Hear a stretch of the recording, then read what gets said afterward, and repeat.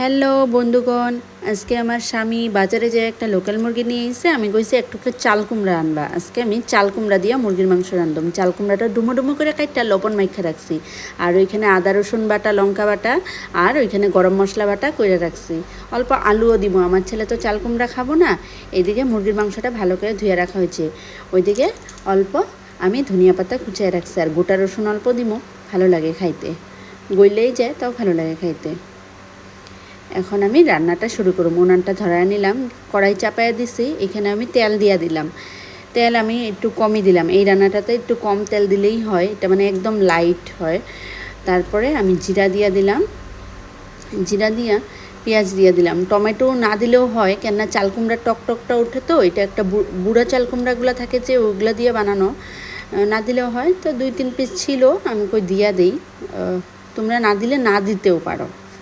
তারপরে আমি পেঁয়াজটা ভাজা ভাজা করলাম, ওই পেঁয়াজের মধ্যে একটু আমি চিনি দিয়ে দিলাম, তাহলে কালারটা, মাংসর কালারটা খুব সুন্দর হয়। এদিকে আমার ছেলে এসে বলতেছে কি, মা মাংস হয়ে গেছে? আমি বলছি কি, না রে, এখনও মাংস হয় নাই। ওর সেই মাংস খাইতে ইচ্ছা।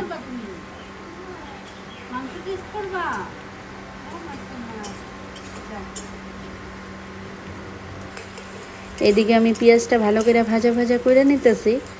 ভাজা ভাজা একটু কালারটা এরকম হয়ে আসলে পেঁয়াজটার ওই লঙ্কা বাটা, আদা বাটাটা আর রসুন বাটাটা দিয়ে দিলাম। আমি কিন্তু এই জায়গায় জিরা বাটা দিই নেই, আমি মাংসতে, মুরগির মাংসতে জিরা বাটা দিই না, হঠাৎ দিই।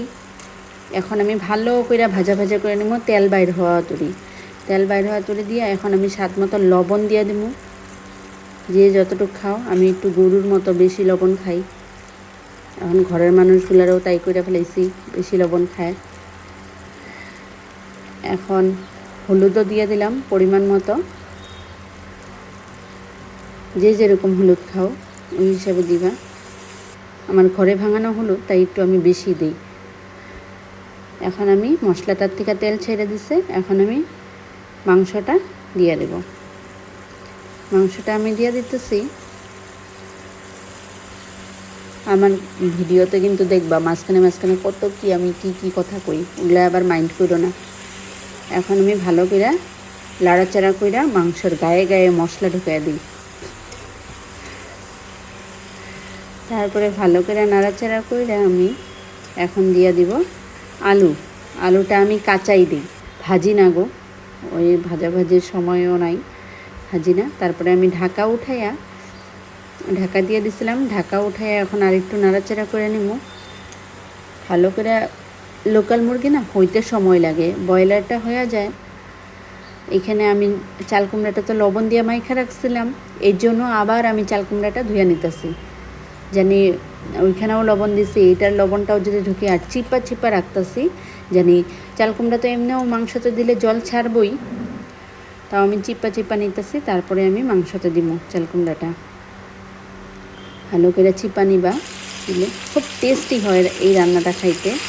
একবার করে দেখতে পারো, সবাই তো সব রকম রান্না করে মাংস, আমি আবার চাল কুমড়ার দিনে এইভাবে করি, একবার খাইয়ে দেখো, খুব ভালো লাগে, হালকা হালকা টক টক লাগে।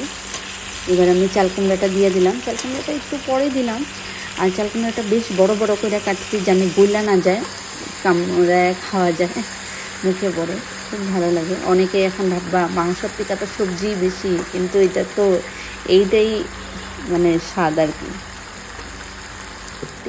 আমি লাড়াচাড়া করে ঢাকা দিলাম। আমার কিন্তু মাংসটা হইতে অনেক সময় লাগছে, ভিডিওতে তো এরকম করেই দিতে লাগে না।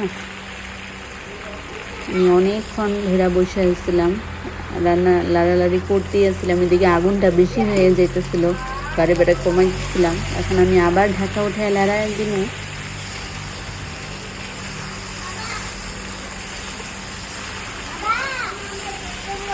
জল ছেড়ে দিছে, কুমড়া দেওয়ার সাথে সাথে জল ছেড়ে দেয়, এই জলটাতে মাংসটা আরও ভালো করে হয়ে যায়, সিদ্ধ হয়। এই যে আমার ছেলে এসে কোন পিসটা খাবো দেখাইতেছে, ওই মাংসর নাম কামামগো, ওই এক পিস খায় মাত্র।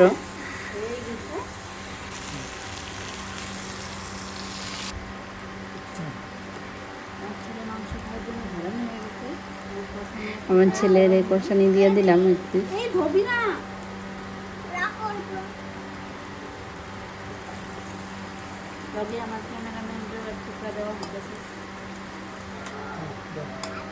এখন আমি জল দিয়ে দিব। ভালো করে কষা গেছে, এখন আমি জল দিয়ে দিব। পরিমাণ মতো জল দিয়ে দিবা, যে যতটুকু খাও। কিন্তু চাল কুমড়া দিয়ে মাংস করলে পাতলা ঝোলটাই খুব ভালো লাগে গরম ভাতের সাথে, আর গরম দিনে খুব টেস্টি লাগে এটা খাইতে। একবার রান্না করে খায়া দেখো। অনেকে খায়, অনেকে হাঁসের মাংসর সাথে খায়, আমি তো হাঁস খাই না, ওই জন্য লোকাল চিকেনের সাথেই করি। আমার ঝোল উতলানে আসা পড়ছে, আমি গরম মশলাটা দিয়ে দিলাম।